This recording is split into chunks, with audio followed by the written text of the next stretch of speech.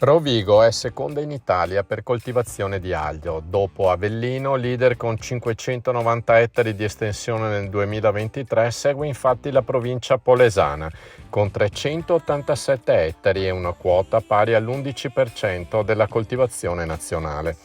I dati emergono da una ricerca di Ismea su dati Istat illustrata nel corso di un convegno che si è svolto a Rovigo nei giorni scorsi sulla coltivazione dell'aglio a livello europeo, promosso dal Consorzio di tutela dell'aglio bianco polesano DOP.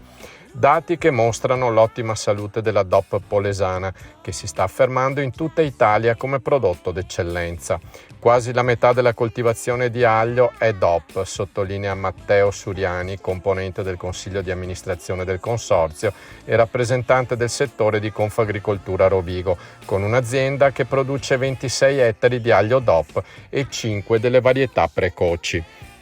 Nel 2023 erano 138 gli ettari coltivati a DOP, mentre nella campagna in corso registriamo un aumento a 156 ettari, nonostante il 2023 non sia stato un anno facile con perdite di prodotto per le grandinate e le difficoltà di lavorazione dovute alle piogge estive. Le tonnellate commercializzate a DOP sono state oltre 600 su circa 3.000, numero in crescita rispetto all'anno precedente. Anche i prezzi pagati agli agricoltori sono stati soddisfacenti, grazie al gradimento del mercato per il prodotto polesano. Il settore ha ampi spazi di espansione. L'Italia, infatti, conta una produzione di 26.700 tonnellate di aglio, a fronte di un fabbisogno pari a circa 48.500 tonnellate. Importiamo dalla Spagna circa 20.000 tonnellate, mentre il resto arriva dai Paesi Bassi, dall'Egitto, dalla Francia, dalla Slovenia e dalla Cina, spiega Suriani. Noi siamo a nostra volta esportatori di 5.000 tonnellate dirette soprattutto in Germania e Austria, mentre una piccola quantità va nel resto del nord Europa.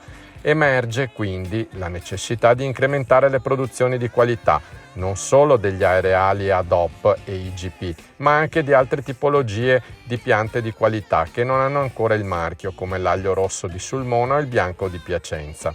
Per quanto ci riguarda possiamo crescere ancora, soprattutto con la DOP, considerato l'apprezzamento del mercato, continua Suriani. Secondo i dati 2023 di Veneto Agricoltura, nel Veneto la superficie coltivata ad aglio è di 430 ettari, di cui il 90% coltivato in Polesine. In Italia la Campania è la prima regione di produzione, seguita da Emilia-Romagna e Veneto.